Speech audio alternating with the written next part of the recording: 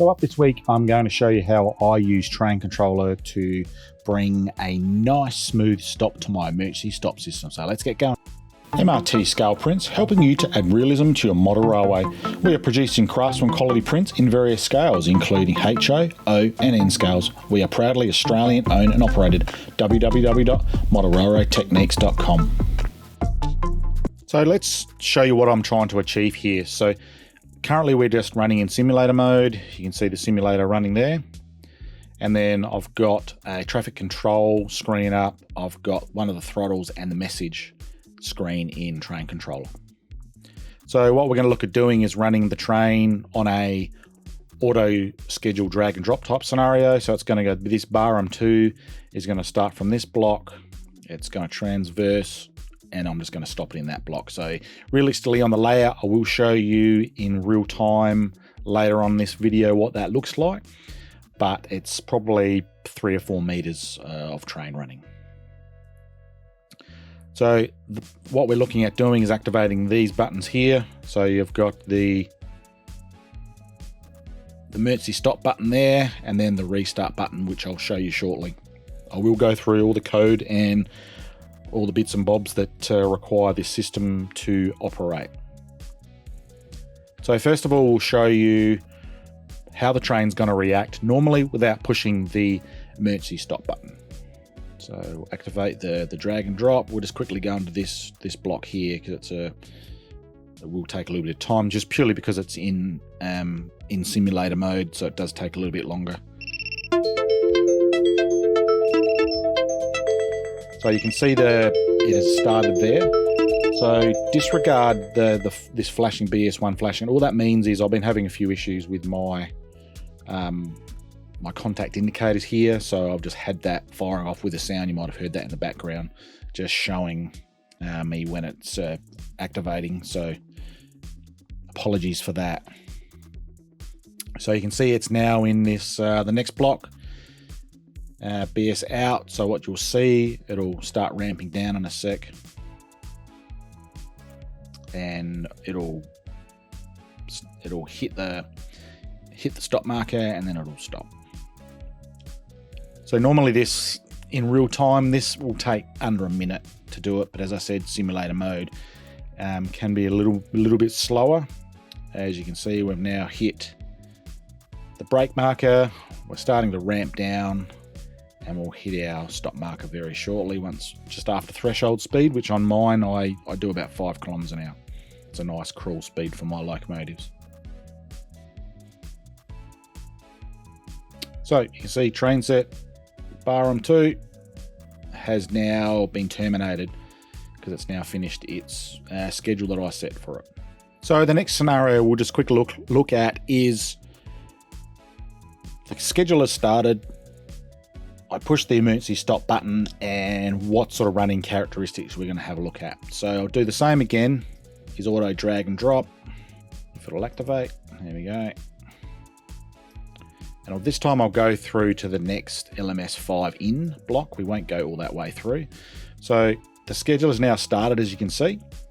It's on its merry way. So I'll now activate it. So you'll see in the start block that the locks have gone up. However, the train is on its merry way at that point. So it's actually started to move. So I will explain with some flagmen we've used trains moving and how that comes about. So this is on most occasions not an abrupt, let me get the simulator going. This is not an abrupt stop. However, what it does do is on occasions it will let the train go into the next block and then it'll stop there. Or if there's a schedule just about to start and it gets in just before the train starts moving via this flagman, it'll actually stop the train, as it is doing on this occasion here. As I said, must have got this just in time for it to stop, and it's actually stopped it in its tracks in the start block. So I'll just get rid of that and I'll show you what characteristics we look at. If I now clear that button,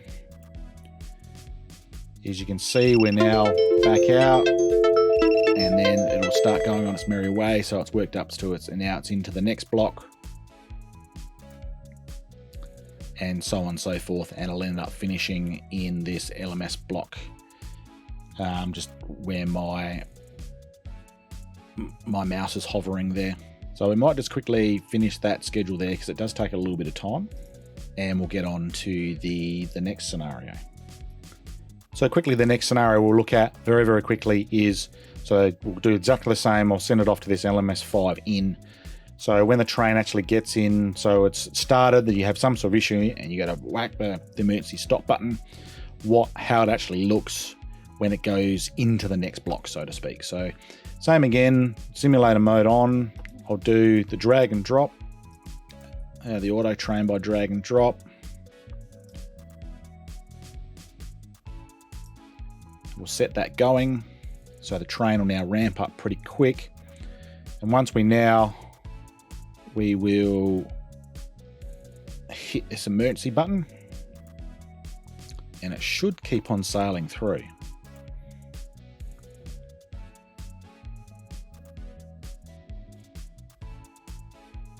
All right, so as you can see, it's now, we just didn't get it in time to stop there, but now what you'll find is you can see on this traffic control window here that we've made a special flagman for the emergency stop. We've made a special brake marker that's activated by that flagman, and now that train will slowly start ramping its way down to a nice even stop.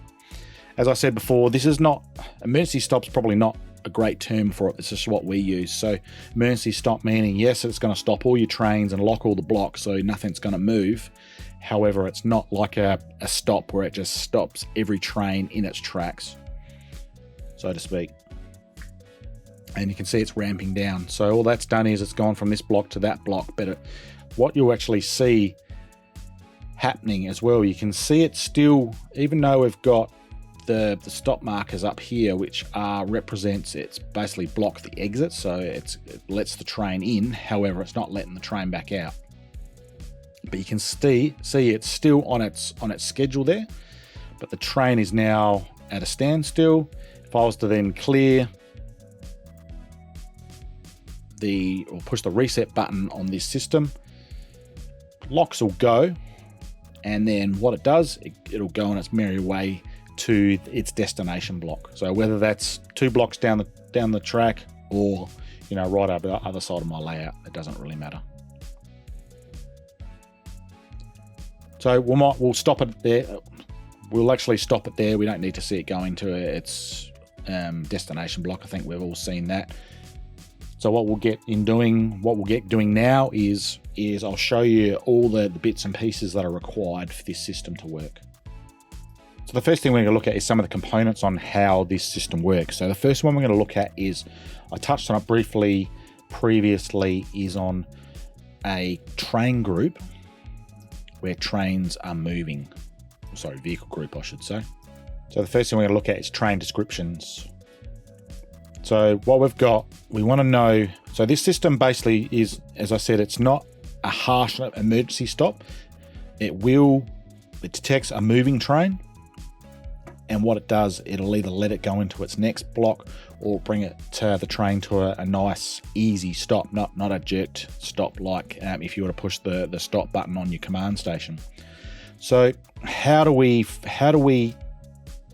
define train descriptions with a train moving? Now, one of the issues with TrainController, we can't get any feedback information from any of the controllers how fast the train's going. So what we need to do, we need to sort of not trick the system, but we can do a train description of, so what it is looking for in a roundabout sort of way is a minimum speed of 1 km/h. So once it hits 1 km/h, we have, as I explained in a previous video on Flagman, on one of the best features of TrainController, we got all these different flagmen that fire off where it tell me in each area of my layout where trains are moving, so to speak, within the TrainController realm, not so much the physical realm, because obviously you can see that.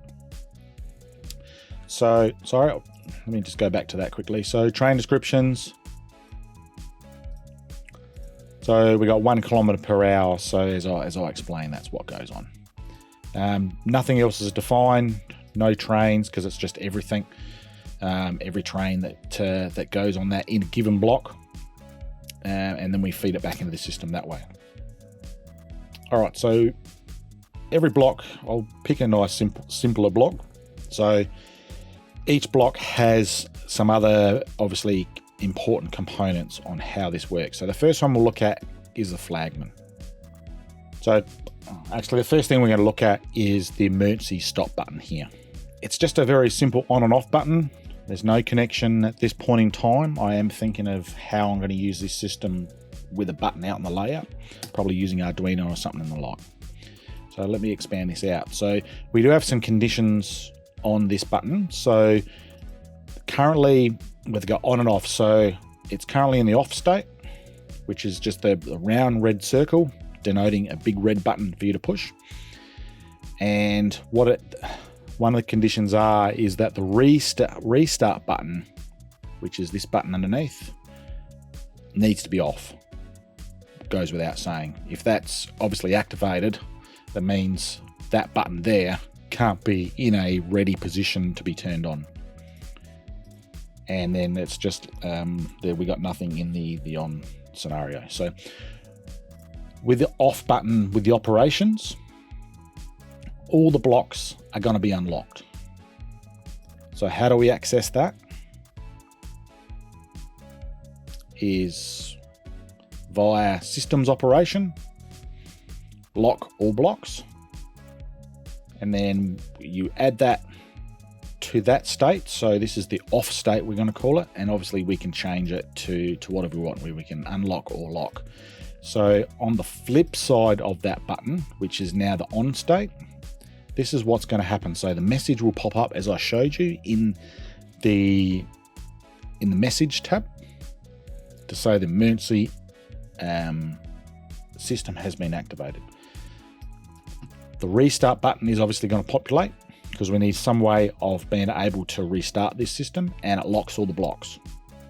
So that'll denote with a little icon up on this top corner. We'll denote with that icon there saying that all the blocks are locked. And that's everything that's on that button there. So the next one we'll go to the restart button, which is so it gets populated when we're in the on state of the system. So same on and off button again. It's got no digital connections or anything. So it does have a condition though. So it's in its off state, which is currently is at now is. All right, so nothing in. So currently in its on state, the emergency, the condition for this button to turn on, this button needs to be activated. So it needs to be like that little sunshine star there. So from that, we go across to the operations tab, which in the off state, all it's got is, we won't talk about the power on the dog watcher. This is a different system. You don't need that, so to speak. If you don't have it running, that's a totally different system in itself. But what it is in the off state is the operations. So once that's clicked, it's going to turn the emergency stop button back into its standby or ready mode.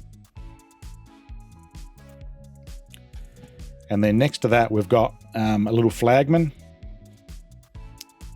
So basically what this flagman does is,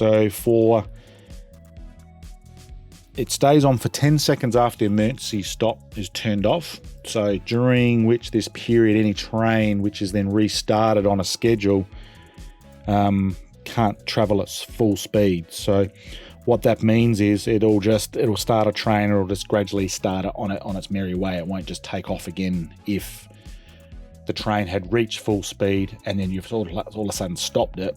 It won't go back to that memory of full speed. It'll just take off nice and slowly. So I'll quickly go and have a look at that flagman. So pretty well all we got here is it's on state. It'll be triggered once that emergency stop button is in its ready position. So it's got no other operations, but I will show you later on where that how that links into the rest of the system. So what we'll now go over to quickly is one of the blocks. And we'll pick a nice simple block here. Now there's two aspects to this system. So the first thing we need to add, we've got its own emergency stop marker. So the reason why we've got a stop marker there is just purely so the train will start to, as soon as it hits the block, it'll start to slow down once it's out of the range of that stop marker. So we normally have it 2 centimeters from the end. It'll get taken by the next one. So it's just another way of sort of slowing the train down a little more nicely. So no conditions, no operations on this, but how we activate it is, and I'll show you this flagman in a sec. So it's turned off. So this indicator is turned off when the flagman BS out emergency stop flagman is not in its on state, and I'll show you that in a sec. And it's no trains, and it's not assigned to any particular schedule. So as described, this is probably where most of the magic happens within the block. This is the BS out emergency stop flagman, which I just briefly touched on before. So this is how the trigger works. Now there is it's got some functionality that's purely just for the gold users, unfortunately, because it talks about combi groups.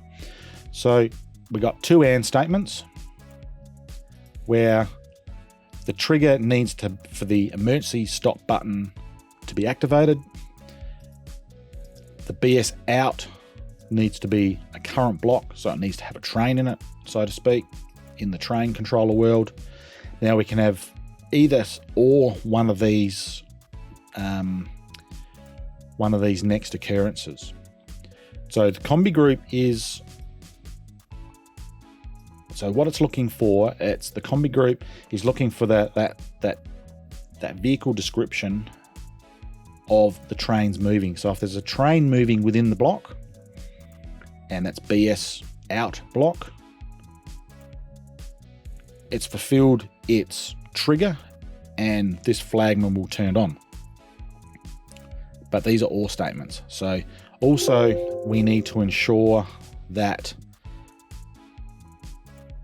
the BS out emergency stop flagman has activated as well. So in short, we got a scenario where we either need this met, this scenario met, both of these need to be on, or these need to be on. So it's a bit of a fail safe, because obviously without some of these you can't get the others. So it's a bit of a fail safe. So if the train controller gets into any kerfuddles, which it can do on occasions, that we've got it covered regarding the emergency stop system activating. So with that, we've got, so once that's triggered off, we have the lock exit to the left and the right will activate when this flagman's in its on state, and when it's in its off state, it deactivates them. So I'll just quickly show you without a train how that sort of works. I'll get out of edit mode.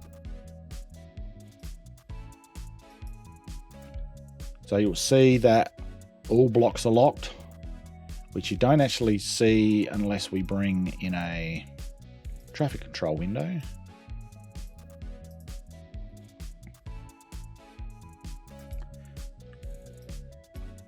So the reason why we're not getting any activation, so it is saying all the blocks are locked. So if something starts moving, it'll activate this system and it'll activate these exit buttons here.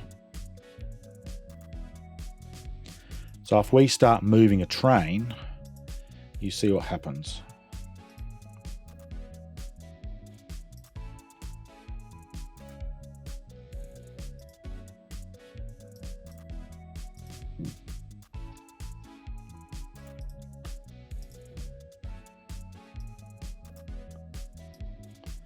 So you'll now see we've fulfilled the flagman within that block that we talked about before. Is now we've got a train moving. We've now got the emergency stop button activated. We have the other AND statement of we have a train current within BS1 block. So that means, all that being equal, we've got all our triggers met, and it fires up the exits, the exit locks. So we then get rid of those locks. Now we don't have any of, so the trigger is now, hasn't been met, but it's been met in, I'll just go this block, it's just easier to see. The trigger has now been met to its off state. So the off state is basically the opposite of all this. So we now don't have the emergency button. So because we don't have that, none of this else is relevant. So what it will do, it'll turn itself off, and the operation is, when it's in the off state, it'll unlock the blocks. I'm hoping I'm explaining that okay. I can, if people are interested, please email me or message me below, and I can send you screenshots of all of the components of this system.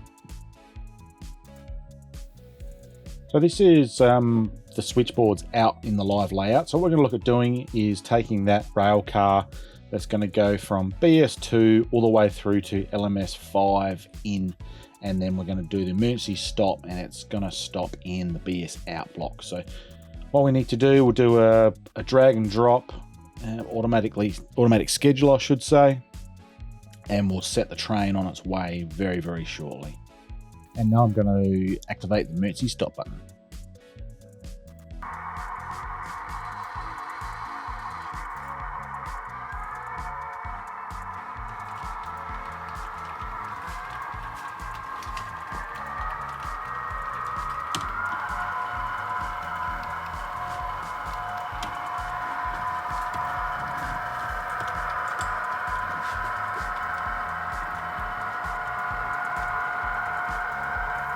So what you can see here is the train has stopped in that middle block there, BS out. So what has happened there, I've pushed the emergency button, the flagman have fired off, set the exit locks left and right so I can't move any further. So what I'll now do very, very shortly, I'll clear the lock and I'll set the train back on its merry way.